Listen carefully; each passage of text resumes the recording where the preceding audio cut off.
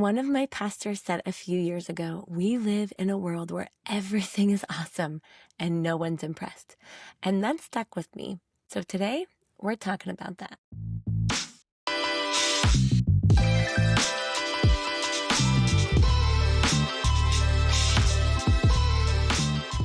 Welcome back, dream doers.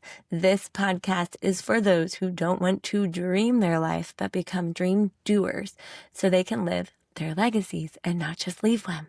Today, I'm recording in my kids' room, and I'm doing that on purpose.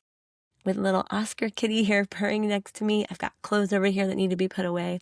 I'm holding the mic.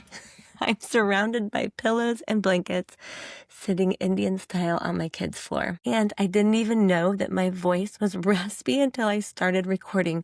So bear with me, I might be getting a cold. This is not a studio.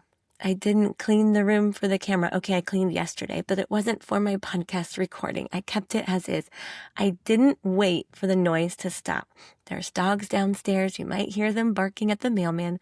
I didn't wait for life to pause. I hit record right in the middle of life because this is where most of us are actually living. And this is exactly where the message starts. I want to say this up front because I really think it matters. This episode is not about doing less or caring less or disengaging from the world. It's about coming back to ourselves before we try to show up for everyone else. It's about remembering that we are humans first, not brands, not businesses, not platforms. We are living in a time where everything looks incredible. Websites are beautifully designed. I'm a little obsessed. Content is clean and polished. Everyone has access to tools that used to be reserved for professionals only. Photos shoot cinematic video now. Editing apps are powerful, and AI can help organize your thoughts, write captions, build outlines, and make almost anything sound articulate. On surface, it looks like opportunity has never been greater, and yet something feels hollow. We scroll past beautiful things all day long without feeling anything. In fact, we scroll past really harmful, hurtful things that we shouldn't be even viewing, but we're numb to it. We consume content constantly and still feel disconnected. We are surrounded by information and starving for meaning. Awesome has become so normal that it no longer registers. This is why that sentence keeps echoing in my head. Everything is awesome and nobody's impressed. Because what people are responding to now isn't how good something looks. It's how grounding and grounded it feels. How human it feels. Whether it feels like it came from someone who actually lives a real life, with real constraints, real relationships, and real values.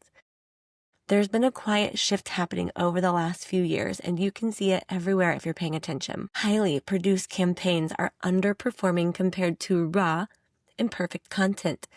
Influencers with massive followings are burning out and stepping back. Younger generations are openly rejecting traditional marketing language. People are unfollowing accounts that feel performative, even if they're beautiful. This isn't a trend. It's a correction. People are tired of being talked at. They're tired of being sold to, tired of being treated like numbers and leads, demographics, or audiences. I get that. They want to be seen as human again. And so do I. And even I have fallen short here. Sometimes I feel like I'm talking at people, especially when it's me by myself with my microphone and my cat on a podcast. The uncomfortable truth is that many of us, without realizing it, have contributed to the very thing we're now exhausted by. We've optimized for reach instead of relationship. We've chased visibility instead of connection. We've built brands that look good, but don't feel like us all the time.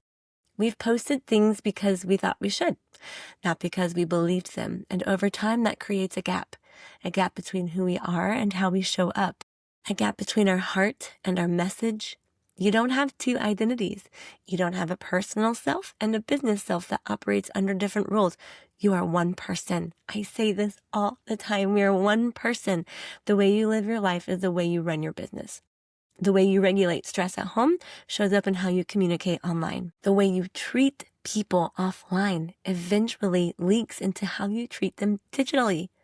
When there's misalignment inside, people feel it outside. This is why content can feel exhausting right now. It's not just the volume, it's the dissonance. It's the pressure to perform a version of yourself that doesn't exist when the camera is off. It's the subtle sense that you're playing a role instead of speaking from truth. At the same time, we are carrying more information than any generation before us. Within seconds of opening our phones, we are exposed to global crisis, injustice, tragedy, conflict, opinions, and comparison. Our nervous systems were never designed to process this much, this fast, all the time. I say this often. So we live in a state of constant activation. And then we try to make decisions, communicate clearly, and build meaningful things from that place. Of course it feels hard. That dysregulation shows up in our businesses. It shows up in reactive posts. It shows up in rushed decisions. It shows up in tone that feels sharp or defensive or scattered. It shows up in burnout. This is why the work right now is not more content. It's recentering. Recentering doesn't start with strategy. It starts with pulling back. It starts with intentionally stepping back away from constant consumption, with creating space to hear your own thoughts again, with letting your body settle enough that you're not responding to everything from a place of urgency. And this part's a little uncomfortable because silence reveals misalignment. But without this space, clarity never comes. Once you create that space, then you can do something that most people skip because it doesn't feel productive. It's essential. She's purring in the microphone. See, this is real life right here. You write about your life, not your goals for the algorithm, not your content calendar, your actual life. You write about how you want your days to feel, the pace you want to live at, the energy you want to bring home to your family, and even go into your business. The kind of work you want to say yes to, and the kind you want to stop tolerating. Then write about your business through that lens, why your business exists, who it serves, what role is it meant to play in your life, not just your income. A business that works against your life will always feel heavy, no matter how successful it looks on paper. This is where your message starts to take shape. People don't connect to offers. They connect to intention. Once you're clear on why you care, then you begin to articulate what you actually want to say. Not what performs well, not what trends, because trends change. What you believe people need to hear, what you've learned through experience, what you're willing to stand behind consistently, even if it narrows your audience, because that's who you are. This is where alignment lives. And alignment is what removes paralysis.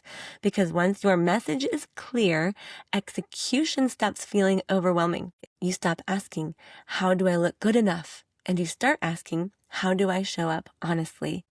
This is where I want to slow down and talk about practicality, because depth without application doesn't help anyone. You do not need a studio to be impactful. You do not need perfect lighting to be credible. You do not need a flawless brand identity to be trusted. You need to show up. Some of the most powerful content you can create happens in the middle of your real life, in your home, in your car, on the way to work, at your desk, in between meetings, in the mess, in the process. People don't want the highlight reel anymore. They want context. They want to see how your life and your work actually intersect. Overthinking is not preparation. It's avoidance disguised as productivity. Paralysis happens when we try to control outcomes instead of committing to alignment. You don't need the full plan. You need the next honest step. Dive in, keep it simple, speak clearly, let your message lead, and stop trying to attract everyone. That mindset will exhaust you and dilute your work. Focus on who you actually want to serve. Focus on the people you feel called to connect with. Focus on the mission underneath the metrics. When your heart is clear, your message becomes clear. When your message is clear, the right people recognize themselves in it. People are not impressed by awesome anymore. They're hungry for the real. They want to know there is a human on the other side. Let's stay right here for a minute because this is the part people usually rush past. When we talk about recentering, most people think it means stepping away for the weekend, journaling once, or taking a break from social media, and then coming right back to business as usual. But recentering isn't a moment, it's recalibration. It's a decision to stop letting the loud voice shape your direction. And right now, the loudest voices are rarely the wisest ones. We live in a culture that rewards speed, reaction, visibility. If you respond fast, you're relevant. If you post immediately, you're engaged. If you have an opinion on everything, you seem as informed. But wisdom has never lived in urgency. Depth has never come from immediacy, and connection has never been built on constant reaction. I'm guilty of this too. This is especially important to talk about when it comes to the internet and business because so many people feel pressure to speak on everything, to weigh in on every issue, to have a take ready at all times.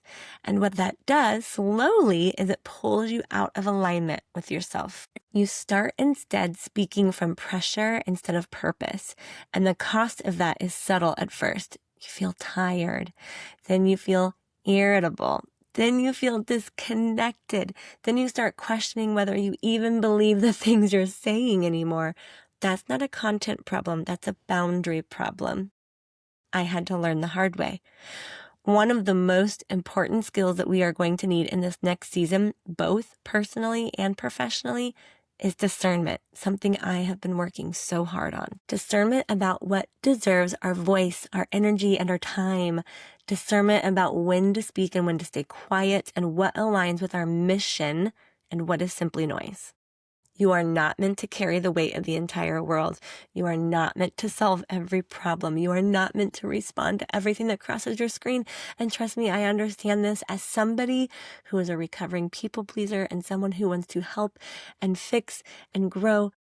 I've had to learn this the hard way. Your nervous system will tell you when you're carrying too much. The problem is most of us have learned to ignore it. Trust it. So part of recentering is learning how to listen again. Listening to your body, listening to your intuition, to the quiet signals that tell you when something's off. I tell my kids all the time, trust that gut feeling, the hairs on the back of your neck. When you're out of alignment, when you're speaking from obligation instead of conviction. This matters deeply for your message because when you speak from alignment, your words land differently. They don't need to be loud or dramatic. They don't need to convince. They carry weight simply because they're grounded. This is something you can see very clearly when you look at what younger generations are responding to right now. Gen Z in particular has grown up inside the internet. How weird is that?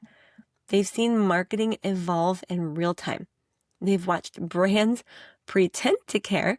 They've watched influencers sell authenticity as a product. They've watched outrage become currency. And because of that, their tolerance for anything that feels fake, performative, or emotionally manipulative is extremely low. They don't want perfection or polish. They don't want scripted vulnerability. They want coherence. They want to see who you are online matches who you would be in real life. This is why unpolished content often outperforms highly produced content now. It's not because people hate beauty. It's because beauty without truth feels empty. And here's where this comes back to you practically. If you are constantly overthinking your content, constantly reworking your message, constantly feeling like you're behind or doing it wrong, there is a good chance you are trying to build something outwardly before it settled inwardly. I'm guilty of this too. It's a hard one. So let's slow this down even more.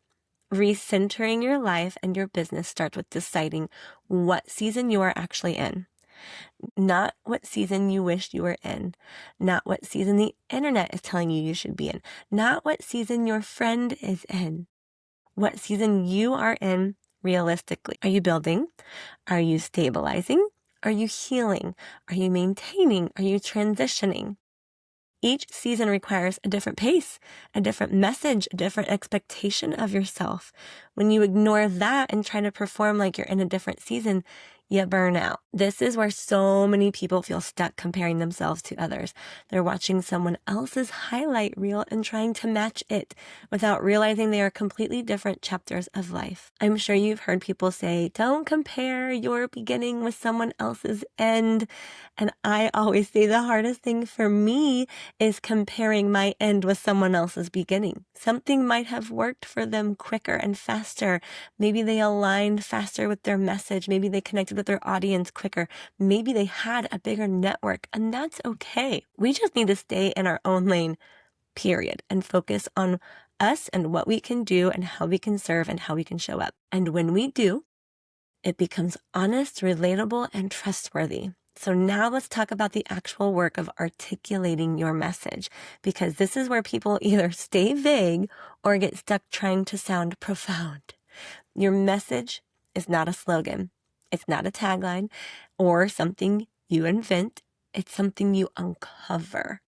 It lives at the intersection of what you care about, what you've experienced, and who you are trying to serve. This means you have to get specific about the people you want to work with, about the problems you want to solve, about what you believe matters. When you stay vague, you attract everyone and you connect with no one.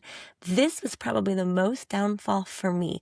I have such a broad and a range of things that I'm interested in, hobbies, jobs. I just love and care and I'm passionate about so much.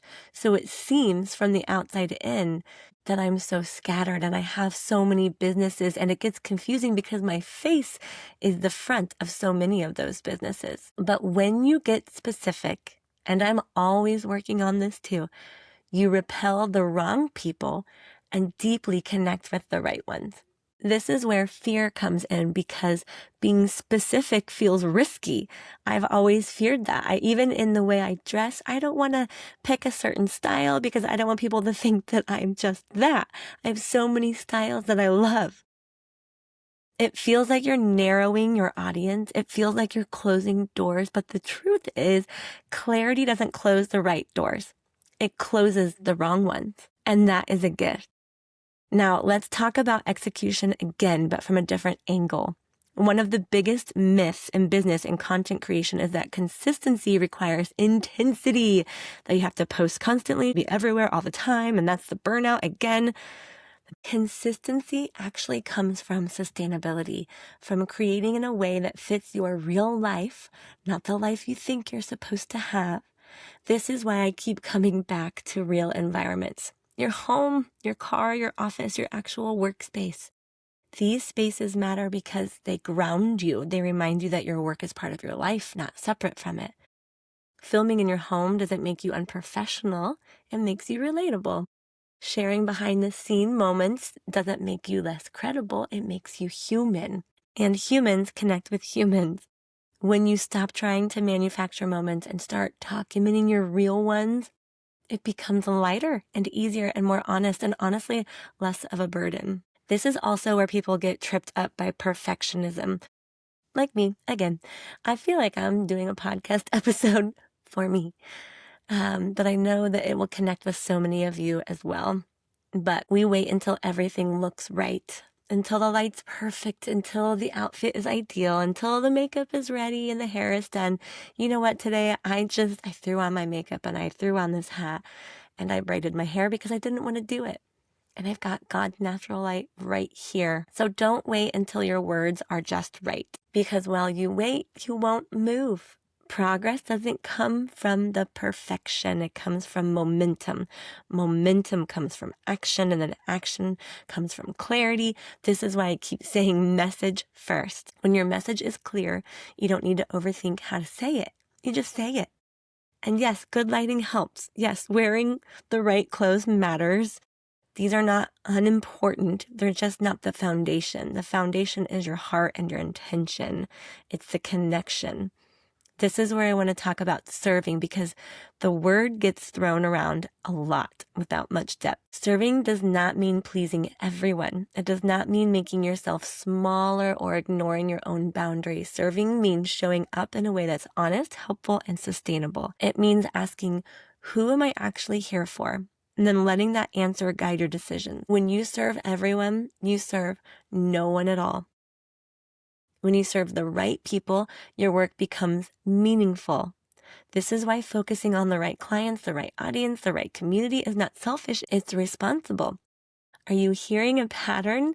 I'm making sure to say the same things over and over and over so that it lands. This protects your energy and your heart and the quality of your work. And when you do this consistently, something interesting happens. You stop chasing the attention. You stop trying to impress. You stop worrying about whether you're doing enough and start trusting that people who need what you have will find you, because alignment is magnetic. This is where everything begins to come together. When your life, your values, your message, and your actions are all aligned, your presence becomes calm. Your words carry weight. You feel grounded. You don't need to perform, to compete, or to prove anymore. You just show up. And that, in a world where everything is awesome and no one's impressed, is what actually stands out to people. And as we move toward the end of this conversation, I want to remind us back to something very simple, because simplicity is where most clarity actually lives. When people feel lost, overwhelmed, or unsure of how to move forward, it's rarely because of lack of information. It's because they've drifted too far from themselves. They've absorbed too many voices, too many expectations, too many versions of what success is supposed to look like. And somewhere in all of that noise, their own internal compass got quiet. This is why recentering matters so much right now, not as a trend or a buzzword, but as a survival skill. When you don't intentionally return to your own values and your priorities and your own sense of purpose, you end up building a life or a business that looks fine on the outside but feels hollow on the inside. And no amount of growth or validation fixes that feeling. It only amplifies it. One of the most grounding things you can do is take an honest look at how you currently spend your energy. Not just your time, but your emotional energy, your mental focus, your creative capacity. Notice what drains you. Notice what feels heavy. What do you dread responding to or showing up for? I remember a season in my life when I dreaded showing up for a specific project. And if the weather canceled it, I thought, oh darn. But those reactions are not character flaws. They're data. They're telling you something about your misalignment. At the same time, pay attention to what feels life-giving, the conversations that feel natural, the work that feels meaningful when it's hard, the people you enjoy serving, the moments where you feel fully present instead of rushed or depleted. That's where your message already lives. You don't have to invent it. You have to listen to it. This is also where goal setting needs to change. Too often, goals are framed around output and achievement without any consideration for the kind of life those goals create. Big numbers, more visibility, more growth, more reach. Those things aren't inherently wrong, but they're incomplete if they aren't anchored to how you actually want to live. So before setting goals for your business, it's worth setting goals for your life. Consider what kind of days you want to wake up to. Think about how much margin you want. Reflect on what you want your work to make possible rather than what you want it to prove. When life goals come first, business goals tend to become clearer and more realistic. They stop being performative and start being purposeful. Once you're clear on that foundation, it becomes much easier to articulate the message you want to put into the world. Not a slogan or a brand statement, but the consistent tone and intention behind everything you say and do. The way you respond to people, the way you end up telling your stories and share your work, how you handle disagreement, even with clients. All of those things communicate who you are far more loudly than any curated feed ever could. This is where connection actually happens. People are not just consuming content anymore. They are reading between the lines. They're paying attention to consistency. They're noticing whether your words match your actions, whether your message stays grounded over time, whether you show up the same way when things are quiet as when they are loud. Trust is built slowly, and it is built through coherence. That's also why showing your real environment matters more than what we've been taught to believe. Letting people see your home, in your workspace, in your actual day-to-day life is not unprofessional anymore. It's contextual. It tells a story of how your work fits into your real human life. And it reminds people that success doesn't require perfection anymore, just intention and follow through. When you document rather than manufacture, you remove a huge amount of pressure from yourself. You stop trying to create moments and instead allow people into the moments that already exist in your day-to-day. That shift alone is often enough to break paralysis. Action feels lighter when it's rooted in reality instead of performance. So as this episode comes to a close, I want to leave you with this thought. In a world where everything is unimpressive, authenticity has become the rarest currency, the kind that comes from alignment, from knowing who you are, who you care about, and who you're here to serve, and then letting that guide your choices consistently over time. You don't need to say everything or be everywhere. You don't need to impress anyone. You just need that clarity and intention and the courage to show up as yourself, even when it feels quieter than the noise around you. The quiet consistency is what builds trust. It's what builds a legacy that lasts beyond algorithms and trends. So if you take nothing else from this episode, take this. Slow down enough to hear yourself again. Let your heart lead your message. Let your life inform your work. Focus on the people you are meant to serve rather than trying to reach everyone or focusing on the people who are not right for you. And then when you do that, the rest has a way of falling into place. Everything can be awesome, but meaning is what makes it matter. And that's where the real impact begins. Until next time. Thanks for listening in, guys.